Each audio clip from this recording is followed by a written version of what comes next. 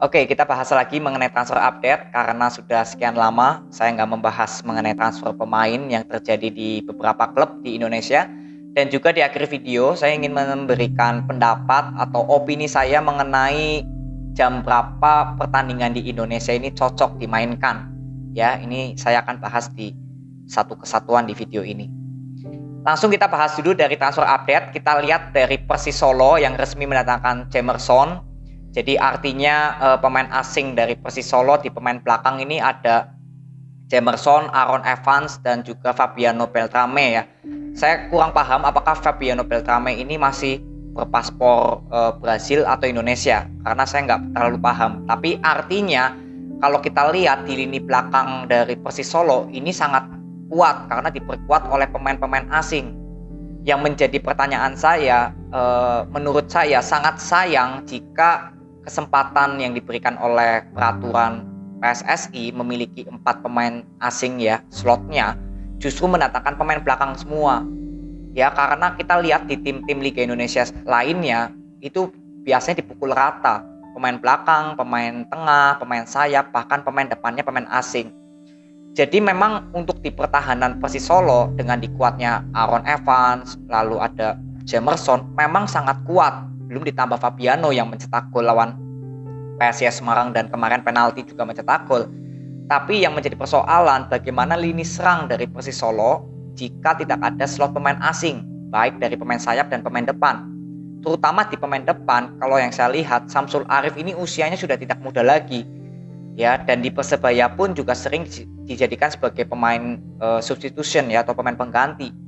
Artinya memang ketajaman dari Samsul Arif dengan usia yang sudah cukup tinggi pastinya ada penurunan, ada saat-saatnya dia flop, nggak mencetak gol. Nah ini sebenarnya yang dibutuhkan oleh pemain depan dari Persis Solo yang menurut saya harus mendatangkan pemain lagi yang memiliki histori gol yang tinggi. Entah pemain asing, entah pemain lokal itu bebas. Tapi yang saya sayangkan sebenarnya dari Persis Solo mendatangkan pemain asing tapi semuanya berposisi sebagai pemain belakang. Sebenarnya itu aja yang saya sayangkan. Tapi ya overall pembelian dari Persis Solo memang sudah cukup bagus untuk di lini belakangnya.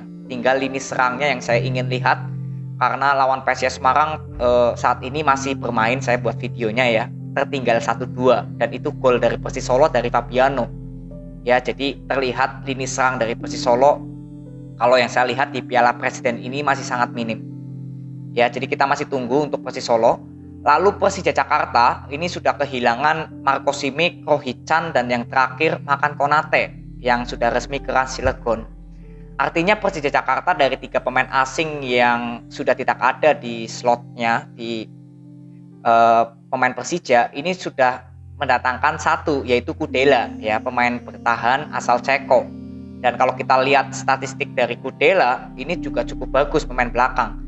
Dan yang sisanya pemain slot asing yang harus dimiliki oleh Persija, menurut saya ini gosipnya akan mendatangkan Tom Rogic ya, pemain asal Skotlandia dengan value sebesar 26,1 M. Ini pemain artinya sangat tinggi ya, harganya cukup tinggi, boleh dibilang mungkin jadi pemain tertinggi di timnas di Indonesia, di klub-klub Indonesia karena 26,1 M ya.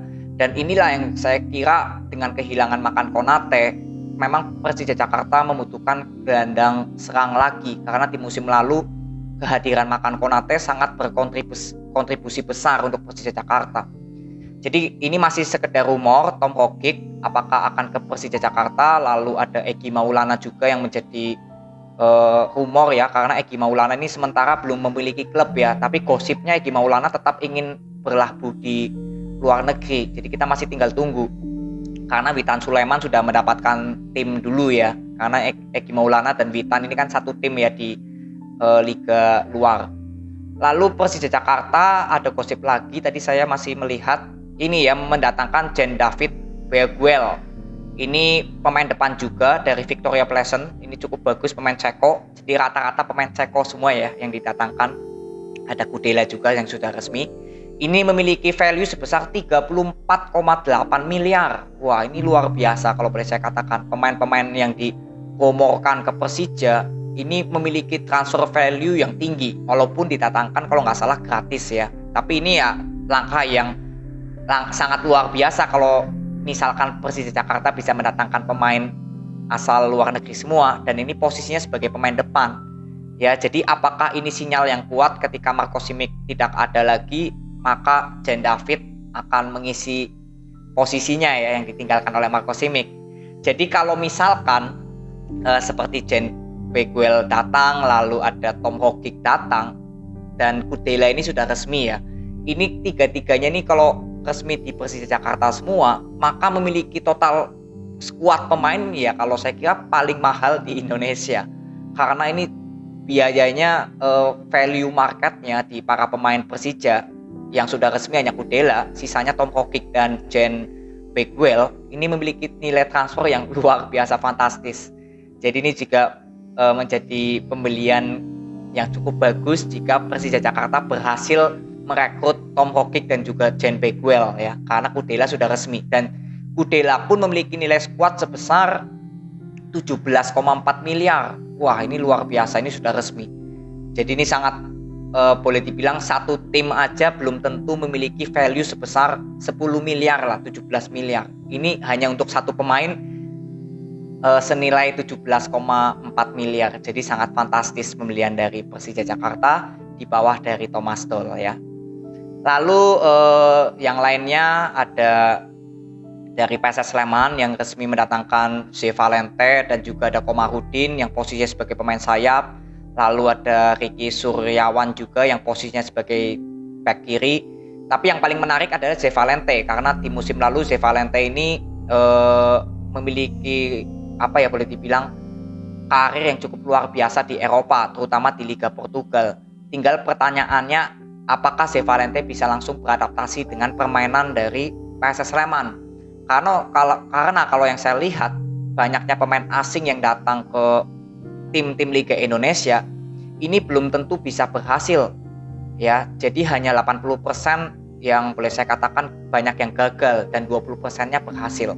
Jadi semoga harapan saya juga Ze Valente bisa memberikan adaptasi yang cepat dengan gaya permainan dari PSS Sleman ya. Ini langkah yang cukup bagus karena posisinya sebagai pemain sayap dan juga bisa sebagai gelandang serang. Karena PSS Sleman kalau saya kira sangat butuh pemain bertipe gelandang serang atau pemain sayap, dan ini sangat tepat.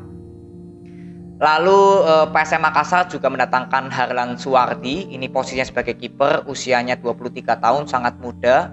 Sebelumnya membela Persis Solo. Jadi ini mungkin sebagai pelapis ya kalau boleh saya katakan untuk PSM Makassar. Lalu next belum ada pembahasan yang terlalu ini ya, dari Persita Tangerang yang mendatangkan Vidal, dan juga ada Israel ya yang sudah resmi ke Persita. Jadi ini Vidal pemain boleh dibilang pemain sayap juga bisa, pemain depan juga bisa, gelandang serang juga bisa. Dan kemarin saya sudah lihat cara permainannya dari Vidal dimainkan sebagai sayap kanan, memang belum terlalu maksimal kalau saya lihat di permainan kemarin saat menghadapi Dewa United ya. Kalau saya kira saya lihat belum terlalu maksimal perannya, tapi semoga dengan seringnya dimainkan bisa langsung menyetel dengan permainan dari Alfredo Vera ya, pelatih dari Persita Tangerang.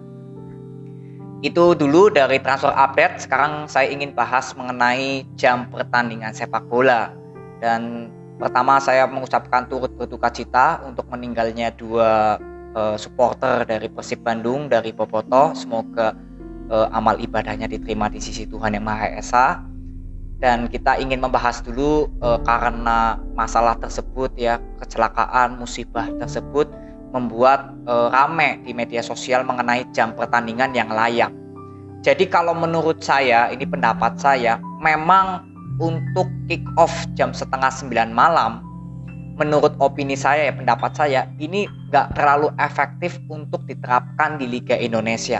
Kenapa? Karena yang pertama satu, masalah ruas jalan ketika penonton pulang dari pertandingan jam 11 malam. Itu kalau langsung keluar dari stadion, pastikan ada yang tunggu selesai penontonnya sepi dulu baru pulang gitu ya. Itu bisa jam 12 malam, bahkan penonton baru balik. Dan di sini penontonnya sudah mulai banyak dihadiri oleh anak kecil dan juga wanita. Artinya kan ini nggak rekomen untuk anak kecil dan mungkin istri atau pacar ke pertandingan sepak bola tapi pulangnya jam 12 malam. Ini juga bisa menyangkut masalah image ya, jual beli tiketnya juga pengaruh. Bisa sepi kalau saya katakan dengan kondisi seperti ini. Jadi kalau menurut saya memang lebih efektif mulai jam setengah 7 malam karena selesainya jam setengah 9, jam 9. Karena kalau yang saya lihat di Indonesia paling tidak ini kalau hari-hari biasa, kecuali malam minggu ya, kita bahasnya nih hari-hari biasa, Senin sampai Jumat, itu maksimal jam 10 biasanya orang Indonesia sudah mulai beristirahat di rumah, kumpul dengan keluarga, lalu istirahat untuk besoknya kerja lagi. Ini rata-rata orang jam 10 malam, orang Indonesia yang paling efektif sudah berada di rumah. Jadi menurut saya pertandingan pertama itu nggak masalah jika bermainnya jam 3 sore, itu sudah bagus. Ya kalau sekarang kan jam 4 ya, mungkin kalau jam 3 sore lebih bagus lagi dimajukan karena bisa bermain jam setengah 7 malam untuk pertandingan kedua. Karena kalau jam 3 sore memang masih ada beberapa orang yang belum pulang kerja atau belum pulang dari studinya ya, kuliah atau sekolah, tapi bisa menonton di pertandingan kedua dan tidak terlalu malam. Karena beresikonya di pertandingan malam ya jam 12 baru selesai gitu, dan juga para pemain sepak bola selesai bertanding jam 11 malam belum untuk pulang ke home base-nya, istirahat, mandi, bisa jam 1 baru tidur. Nah ini yang menjadi pertanyaan, bahwa di Indonesia ini belum bisa mengikuti gaya Eropa yang memang notabene bisa selesai sampai jam 1 malam, jam 2 malam. Kalau di Indonesia ini memang gaya hidupnya ini masih kalau boleh saya katakan ya, tidak terlalu malam. Jadi yang paling efektif kalau menurut saya, kick off itu jam 3 sore dan setengah 7 malam. Karena selesainya ini jam 9, jam setengah 10, mentok itu jam 10. Paling ngaret-ngaret ya jam 11 itu udah paling maksimal.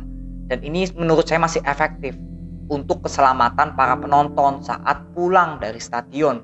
Bukan saat menonton, kalau saat menonton pasti sudah aman. Tapi saat pulang ke rumahnya masing-masing, belum tentu jaraknya dekat dari stadion ke rumah. Banyak yang datang berbondong-bondong naik motor dari kota lainnya yang membutuhkan waktu 1 jam 2 jam untuk sampai ke rumah. Nah inilah yang saya katakan PSSI harus tanggap mengenai jam pertandingan untuk keselamatan para penonton dan juga kesehatan para pemain di tim-tim sepak bola Indonesia. Ya, jadi ini opini saya, pandangan saya, karena ini sudah ada yang bertanya kepada saya di media sosial Instagram saya, DM saya. Jadi ini jawaban saya, menurut saya paling tepat itu kick off jam 3 sore dan setengah 7 malam kalau dibuat 2 pertandingan dalam 1 hari. Jadi ini aja video yang saya bisa bagikan kepada kalian mengenai transfer update dan juga opini saya. Jadi semoga ini bisa bermanfaat. Terima kasih yang sudah nonton sampai akhir. Respect buat kalian. Nanti kita ketemu di review untuk Piala Presiden di quarter final ya, untuk di minggu depan. Itu aja. Terima kasih. Sampai ketemu di video berikutnya. See you.